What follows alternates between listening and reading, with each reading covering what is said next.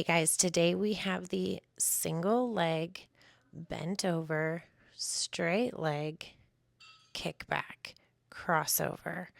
So, anytime you have a very long sounding exercise, break it down and it will tell you exactly how to do the exercise. So, a bent over kickback means you're going to be at a bent over position doing a kickback. We're going to do crossover and straight legs. So that means that our kickback leg is going to be crossed over from our stationary leg. I'll show you how to do that shortly. And then we're going to kick back with a straight leg instead of at 90 degrees. This targets more of the hamstrings. And then at the top is going to really target that upper glute because we're bent over and pre-stretched. So here I'm going to go ahead and set up.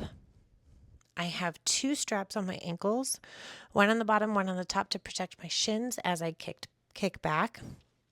The metal plates tend to dig into my shins. I'm going to push the pressure of my weight into the center of my stationary foot, keeping the vertical shin straight. Okay, and then I'm going to push the glute. That's going to push the glutes back.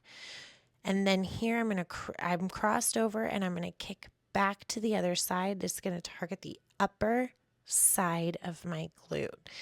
As I get to the top, I really want to crunch the top. I'm actually probably going a little too fast here. I should do a half second more pause. So this is a good review for me. But then as you come back in, you want to really control it and use as minimal bounce as possible for maximum results.